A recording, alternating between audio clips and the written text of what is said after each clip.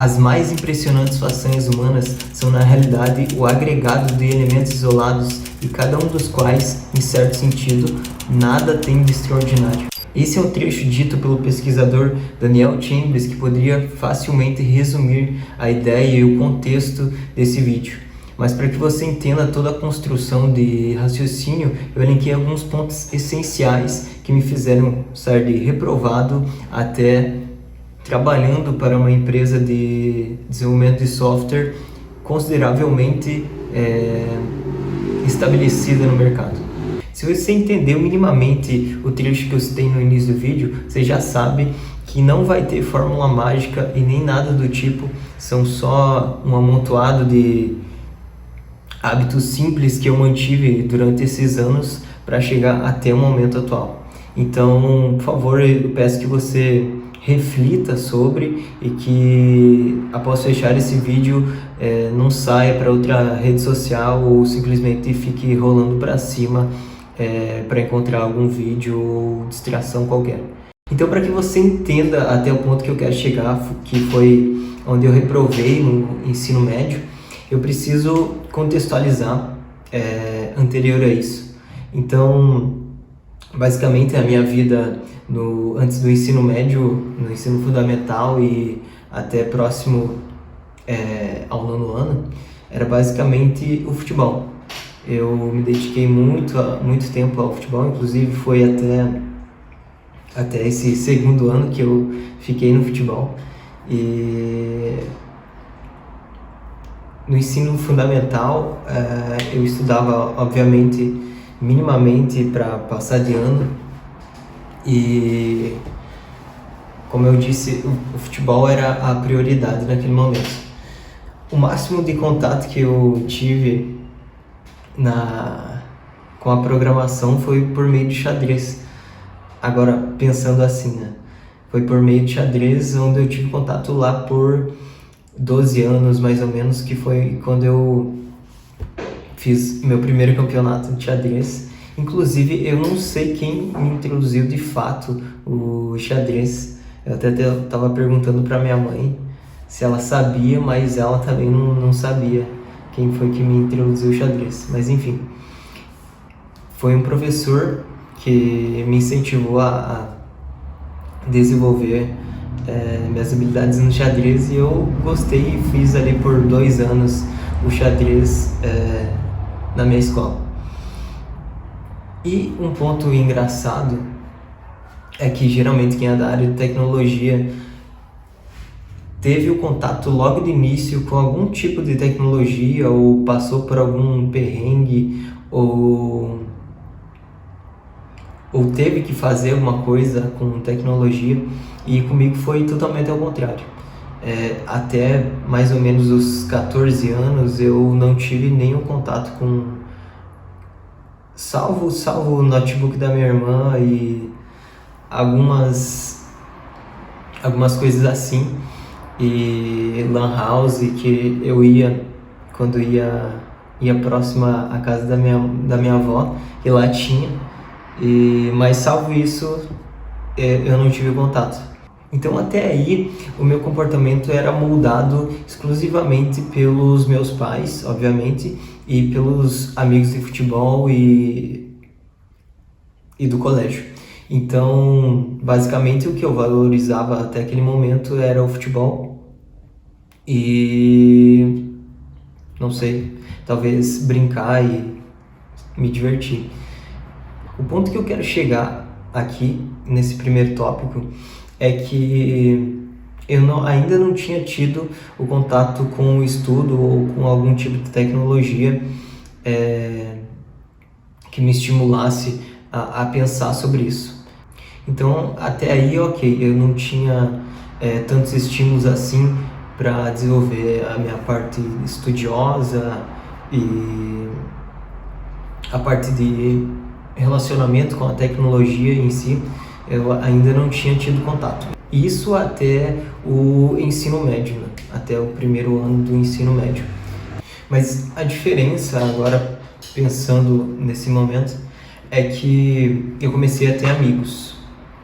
E por conta de ser um cara engraçado e de obter reforço positivo sobre ser um cara engraçadinho, e obviamente isso foi acumulando amizades. Mas observe que o reforço dessas amizades e das pessoas que eu mantinha contato não era sobre o processo do estudo ou sobre algum tipo de desenvolvimento pessoal.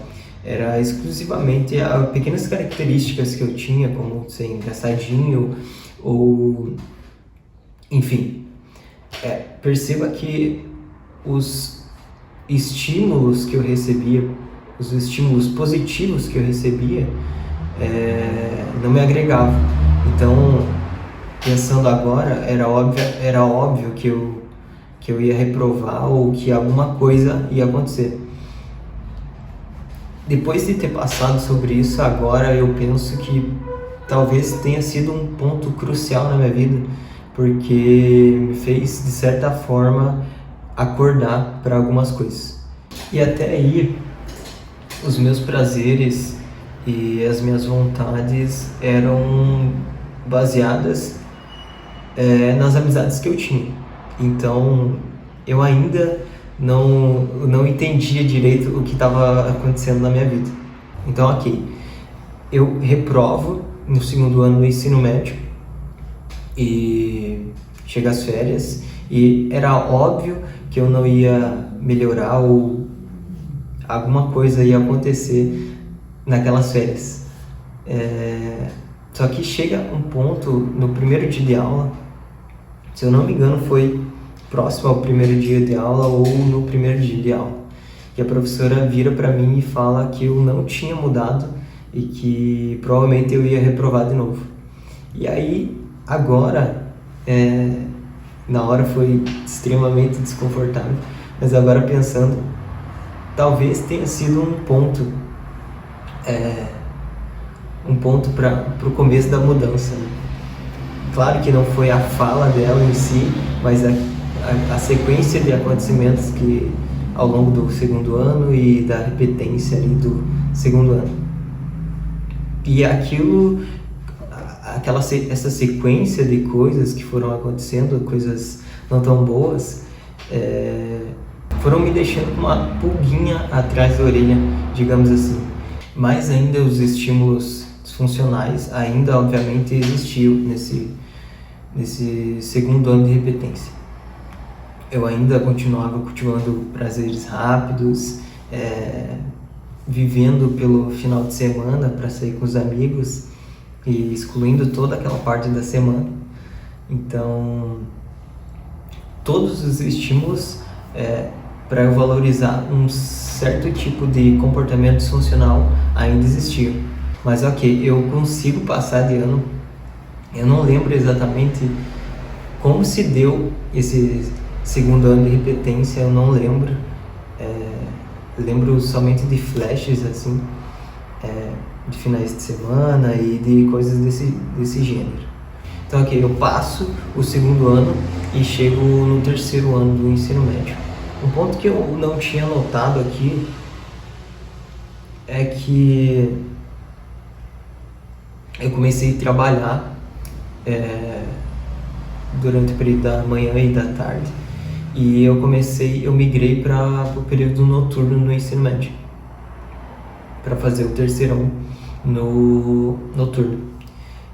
E começou a me incomodar, a ter novamente essa pulguinha atrás da orelha, só que agora não era eu preciso fazer uma coisa na minha vida, era a pulguinha do conhecimento, porque eu entrei no terceiro ano e eu comecei a ver que as coisas talvez seriam um pouco diferentes de como eu pensava que poderiam ser, porque lá eu via, obviamente, as pessoas que estavam trabalhando e estudando, e não era o que eu via no período da manhã que eu estudava. Como estava mais próximo ao mercado de trabalho, O que eu digo como mais próximo ao mercado de trabalho é que estava saindo do terceiro ano, mas também estava tendo contato com pessoas que já trabalhavam em diferentes ramos. Então, eu comecei a perceber que se eu não fizesse alguma coisa, eu ia continuar naquela empresa que eu estava. Era uma empresa era uma indústria têxtil. Eu ia continuar lá e, bom, eu não queria, né? Porque era só um quebra-galho naquele momento. Presta atenção que agora que a gente vai fechar um raciocínio até esse ponto. O que estava rolando em segundo plano até o momento é que eu estava sendo moldado exclusivamente pelo meu ambiente externo. Ou seja, eu estava sendo moldado pela consequência do meu próprio comportamento. Que a consequência era que as pessoas me reforçavam positivamente sobre ser engraçado, sobre jogar futebol, me dedicar ao futebol, mas não tinha o fator estudo, não tinha o fator inteligência emocional ou nada do tipo desse gênero. Então, como eu não tinha um modulador interno sobre mim, sobre os valores de estudar, os valores de se desenvolver pessoalmente, eu obviamente não ia conseguir fazer isso, não ia conseguir perceber o valor do conhecimento por si só. Mas nesse terceiro ano, como eu disse, ficou a pulguinha do conhecimento, porque eu comecei a perceber algumas coisas e como se dava as regras do jogo desse mundo que a gente vive. Então, um ponto que eu lembro que me introduziu, pelo menos é o que eu acho agora pensando assim, foi em uma aula que o professor estava dando de geografia, estava dando sobre globalização. E aí lá eu não lembro especificamente o que ele estava tratando, mas eu lembro de um ponto que ele falou sobre a tecnologia na Índia. E eu fiquei, mais uma vez, foi um desses pontos que eu fiquei com a pulguinha, né? Então, foi nesse momento em que eu comecei a pesquisar um pouquinho sobre a área de tecnologia, sobre engenharia da computação, de software, e de alguma maneira eu me convenci que eu queria seguir para a área de hardware, porque, sei lá na minha infância eu tinha tido contato com carrinho de controle remoto, por exemplo. Então, de alguma maneira eu me convenci,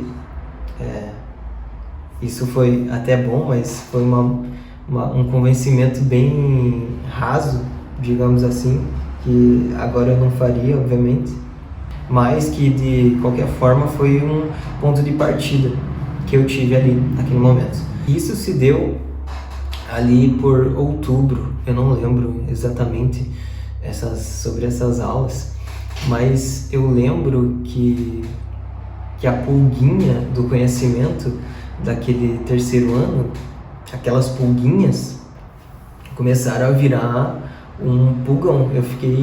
Comecei a ficar mais incomodado, cada vez mais incomodado com o fato do conhecimento, de saber, daquela percepção, sabe, de perceber que eu não sabia tanto assim e que na verdade eu não sabia absolutamente nada, porque começou a chegar Enem e esse tipo de coisa ao final do terceiro ano e eu comecei a perceber que talvez eu não soubesse absolutamente nada.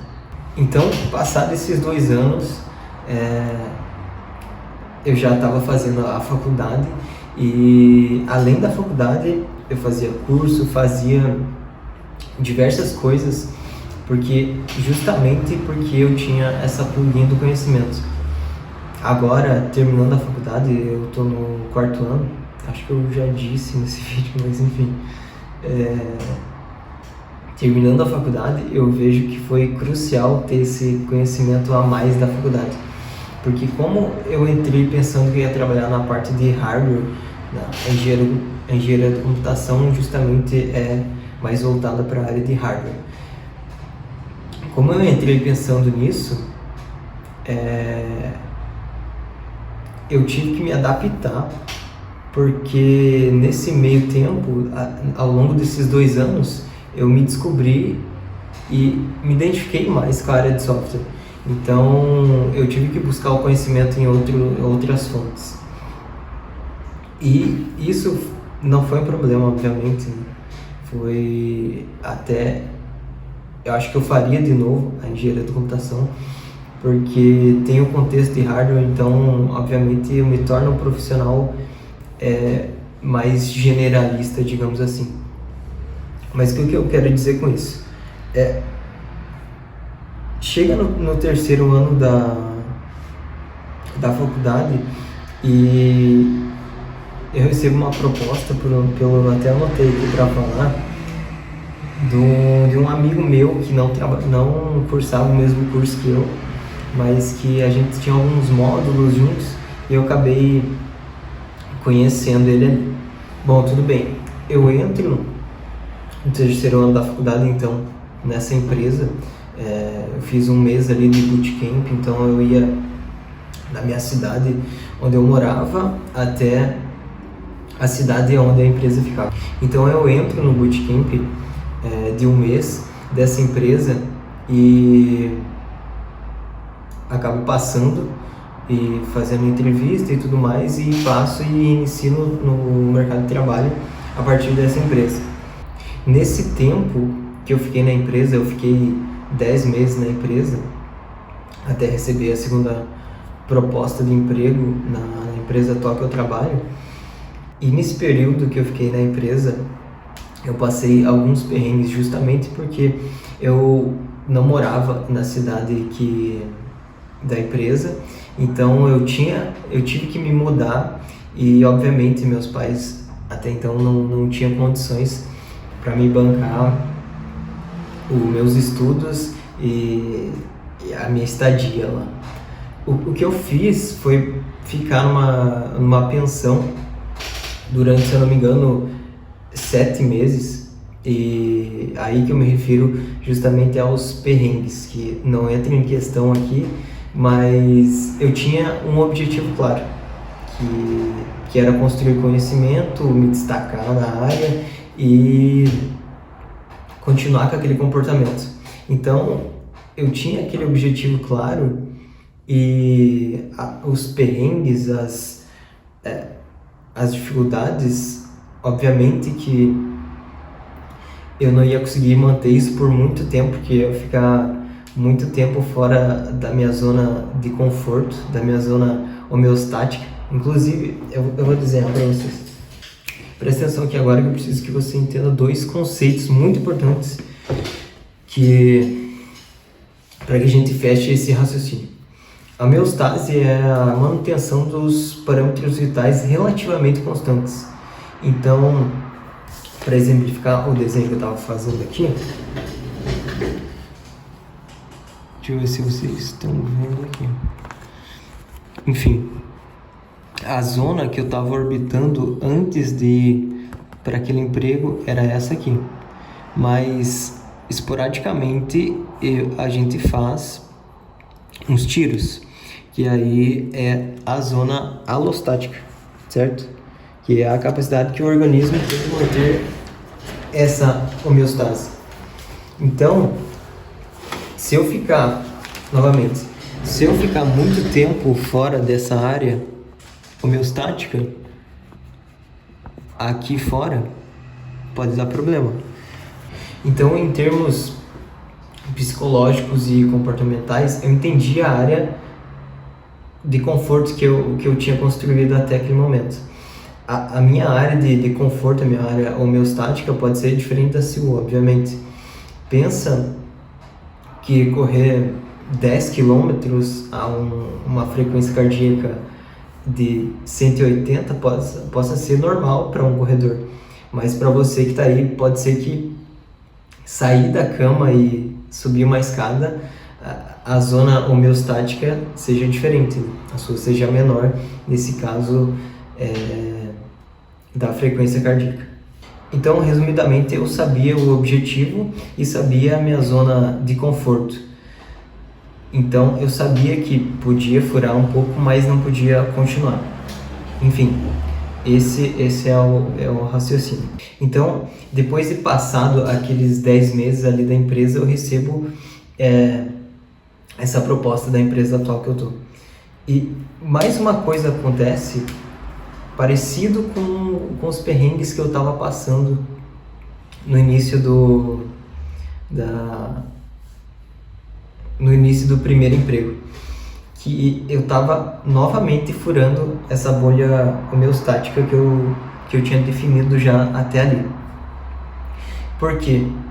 O que acontece é que nessa empresa, como é uma empresa maior, apesar de eu estar trabalhando muito e me dedicando demais, eu ia ter um desconforto diferente, não sei se a mais, mas diferente do que eu estava acostumado até aquele momento.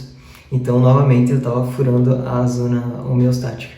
Eu não sei se deu para entender direito esse conceito de homeostase e alostase, mas é basicamente a zona de conforto e até onde tu pode chegar furando essa zona de conforto. E quanto tempo você pode ficar lá e o quão essencial é você dar esses tiros às vezes, sabe? Para que essa zona homeostática se expanda cada vez mais. Então a tua percepção de esforço, voltando ao corredor lá, que fica a 180 batimentos por determinado tempo, você pode aumentar essa frequência cardíaca, entendeu?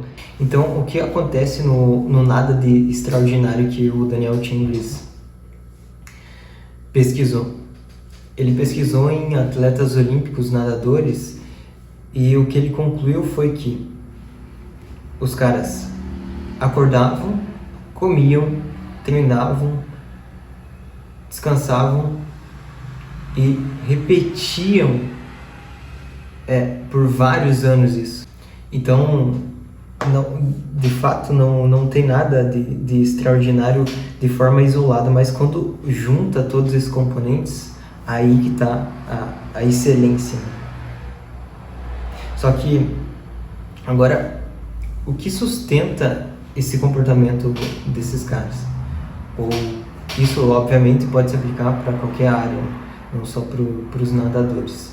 O que sustenta esse comportamento é o objetivo e é a paixão que esses caras têm por nadar, entende? Não é pela chegada final da prova, mas é pelo processo que eles constroem para chegar daquele determinado ponto, entende?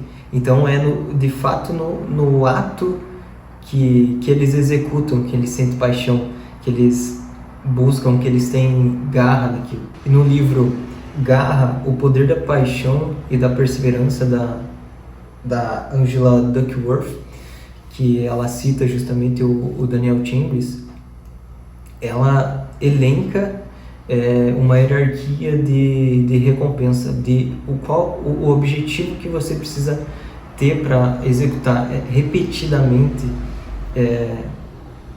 durante vários anos essas tarefas. E ela diz assim que você precisa ter um único ponto com um único objetivo, que é seu objetivo principal, e 3 pontos embaixo sustentando esse objetivo, e embaixo desses 3 pontos mais 3 pontos que sustentam aquilo ali. Então, por exemplo, você teria um primeiro ponto como liberdade, talvez, não sei, o conceito de liberdade é muito discutido, né? Mas para você pode fazer sentido. E embaixo desse termo, desse ponto, desse objetivo, seria, sei lá, para você ter liberdade, você teria que ter dinheiro, saúde e conhecimento, por exemplo. E embaixo desses três, mais três que sustentariam. Então, para fechar todos esses pontos que eu vim construindo ao longo desse vídeo, eu diria para você fazer o simples, de maneira que você consiga manter por um longo período de tempo e recompensando o processo, todo esse processo. Só que lembrando que não existe nada que você consiga fazer de fato de bom sem algum sacrifício. Então, lembrando lá da zona, você precisa ter esses picos de sacrifício, digamos assim. Bom, então é isso. Se você não dormiu ao longo do vídeo ou não fechou, obrigado pela sua atenção e a gente se vê no próximo vídeo. Beijão!